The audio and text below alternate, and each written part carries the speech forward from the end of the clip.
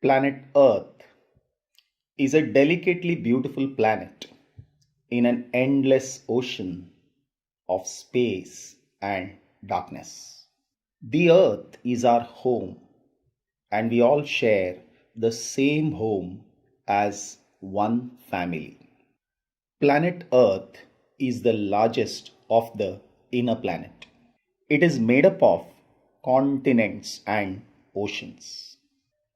The Earth is so big in size that it was difficult to tell the location of any place on the Earth. And so, a Greek philosopher and mathematician, Eratosthenes, came up with latitudes and longitudes. Now, the spinning of the Earth on its axis provides two naturally fixed points, and that is North Pole and South Pole. When you have glance at any globe, it will show a series of north-south and east-west lines, and together they make up the Earth's grid system. It is also known as geographical grid. These lines are used to find the exact location of a place on the Earth. The north-south lines are known as meridians of longitude, and they extend from the North Pole to the South Pole. All these meridians are actually half circles. The east-west lines are known as parallels of latitude. So, what are latitudes? Latitude is an angular distance of a place north or south of the equator. Supposing I say Mumbai is 19 degrees north. This means Mumbai is 19 degrees north of the equator. Now, if a line were to be drawn from Mumbai on the globe to the center of the globe, then the line would make an angle of 19 degrees with the horizontal. Another angle of 19 degrees can be measured south of equator. So there are two 19 degrees, one in the north and other one in the south. So it must be clearly mentioned when I say 19 degrees, Mumbai is at 19 degrees north. The line of latitude is then drawn through Mumbai parallel to the equator. This parallel of latitude is 19 degree north latitude. Any place or point on this parallel of latitude would form an angle of 19 degree at the center. Every parallel of latitude is a circle. So, there are 90 parallels of latitude in the northern hemisphere to the north of the equator. Similarly, there are 90 parallels of latitude in the southern hemisphere to the south of the equator. Now, all the lines of latitude are not drawn on a globe for practical reasons. Because if I draw all the lines, the map would appear very crowded. So what are the points to be noted? First thing is, a latitude is an angular distance of a place north or south of the equator.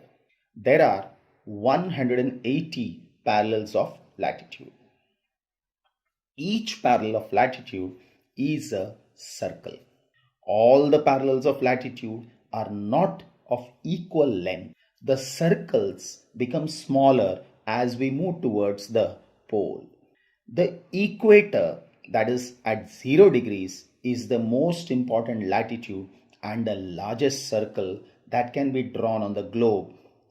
It divides the Earth into northern hemisphere and southern hemisphere. Now the distance between any two parallels of latitude is always 111 kilometers. The North Pole and the South Pole are fixed points and serve as basic points of reference. Now, what is the importance of latitudes? Latitudes are related to the temperature on the surface of the Earth. Planet Earth is spherical in shape. So different part of the Earth receives different amount of sunlight. Based on that, three important heat zones of the earth are formed. They are torrid zone, temperate zone, and frigid zone. The torrid zone or the tropical zone lies between the Tropic of Cancer and Tropic of Capricorn. Tropic of Cancer is at 23.5 degrees north and Tropic of Capricorn is at 23.5 degrees south. Now, what is the importance of this torrid zone? Torrid zone receives nearly vertical rays of the sun throughout the year, and it receives vertical rays of the sun 2 times in a year. We will understand this better when we learn about revolution of the earth. Similarly, the next one is the temperate zone. The temperate zone lies between Tropic of Cancer and Arctic Circle in the north and Tropic of Capricorn and Antarctic Circle in the south. These regions receive slanting rays of the sun. So they never receive vertical rays of the sun. Next one is the frigid zone. Frigid zone in the northern hemisphere lies beyond the Arctic Circle, and in the southern hemisphere it lies beyond the Antarctic Circle. The rays of the sun in these regions are slanting, so it is very cold throughout the year. Now in the tropical regions, summers are very hot and winters are mild. Similarly, in the temperate regions, like in India, Delhi lies in the temperate region. So in the temperate regions, summer as well as winter both are extreme. And in the frigid zone, throughout the year, it is very cold. After latitudes, we learn about longitudes. Just as the latitudes divide the earth into heat zones, longitudes divide the earth into time zones. Now, what is a longitude? Longitude is the angular distance of a place east or west of the prime meridian. Now, what is prime meridian? Prime meridian is again a longitude that passes through Greenwich near London. All other lines running from the North Pole to the South Pole are called meridians of longitude. Now, these are semicircular lines, and two opposite longitudes together will form one big circle. Totally, there are 360 meridians of longitude. All meridians are of equal length, and the distance between any two meridians is not equal. Actually, they get closer from the equator to the poles. There is a relationship between longitude and time.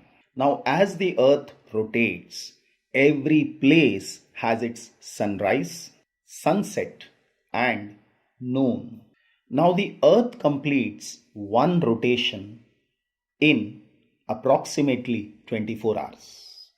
That means the earth rotates 360 degrees in 24 hours. Or I can say the earth travels an angular distance of 360 degrees in 24 hours. So in 1 hour, how much will it travel? It is 360 divided by 24. The answer is 15.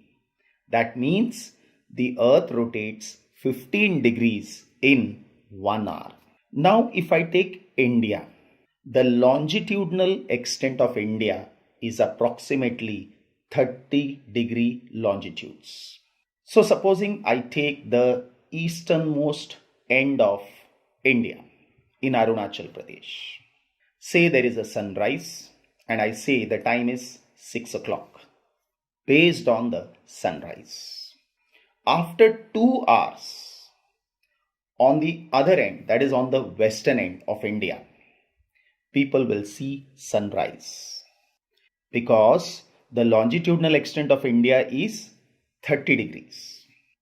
And we have seen that the earth travels 15 degrees in 1 hour. So for 30 degrees, it is going to be 2 hours. So I can say that in terms of local time, there will be a difference of 2 hours. And we in India don't go by local time. So we have a standard time.